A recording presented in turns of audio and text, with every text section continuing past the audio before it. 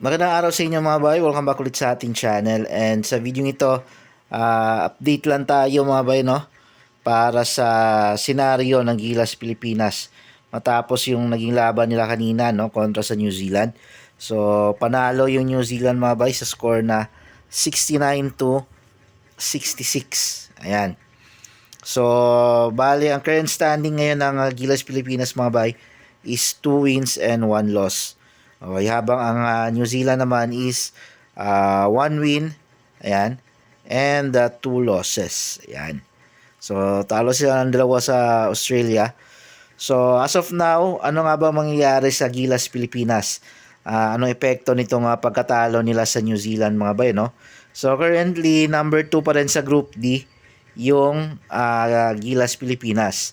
So, ang number 1 ngayon sa Group A, rather sa Group D, dito sa grupo ng Pilipinas, which is yung Australia, and pasok na sila sa next round mga bay, no? Kasi tinalo nila kanina yung Guam sa score na 80-93. So currently 3 wins and 0 losses na ang Australia. Ayan, and pasok na sila sa next round ng tournament. So kumbaga sa second round pasok na sila. Kumbaga parang yung mga next game ng Australia is parang non-bearing na. Okay, para sa kanila. So kahit yung magiging laban nila sa March 1 kontra sa Gilas Pilipinas is magiging non-bearing na rin. And ganoon din sa window 3. Kahit na meron silang window 3, non-bearing na din yon kontra sa Guam and sa Gilas Pilipinas. So whether matalo sila sa March 1 kontra sa Gilas, pasok pa rin sila sa second round. So ano nang mangyayari sa Gilas ngayon? So since 2-1 tayo mga bayano, meron tayong isa pang game na nalalabi dito sa window 2. Okay? So sa game na yon, ang mga kalaban natin is Australia. So must win game to mga bayano, yung laban natin kontra sa Australia ngayong March 1.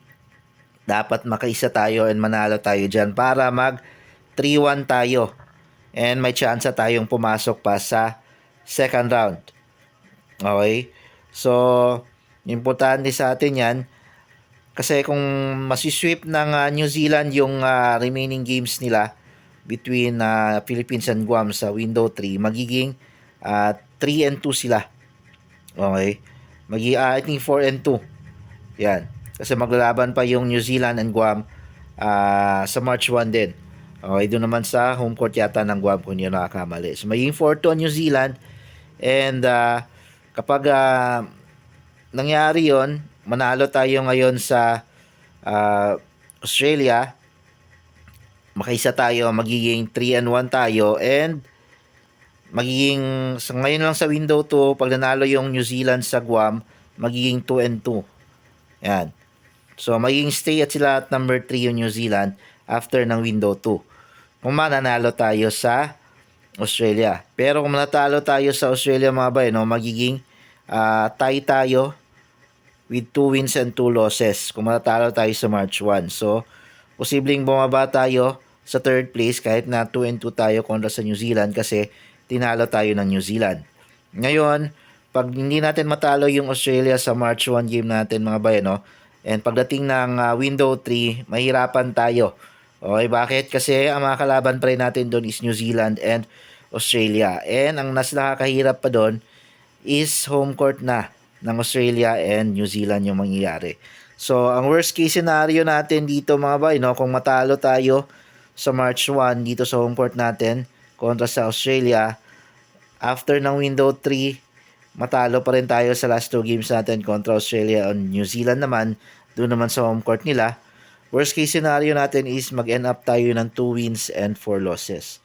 And then yung New Zealand, best case scenario nila is mag 4 wins and 2 losses sila, which is unlikely malaki yung chance na maging mag 4-2 ang New Zealand kasi matutu-0 nila tong Guam. Okay, given na yan, matutu-0 nila yung Guam. So, ang magiging ano na lang nito is yung last game ng Gilas kontra sa New Zealand sa window 3.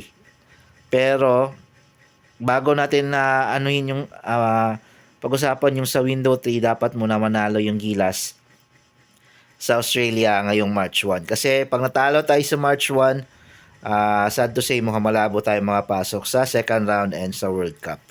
Kasi magsusunod-sunod na yan. Mahirapan na tayo sa window 3 kasi hindi na natin home court yun. So, yun guys, medyo tagilid yung chance natin ngayon na makapasok sa second round and sa World Cup. So, abangan natin. Sana masilat natin yung Australia kasi parang non-bearing game na yun sa kanila. Pero, tingnan natin kung makaisa tayo. Sana magkaroon ng adjustment. And, swertein tayo sa outside shooting kasi importante yan kontra sa Australia pag nakalaban natin sila. Yun lang mga bay. Maraming salamat sa panonood.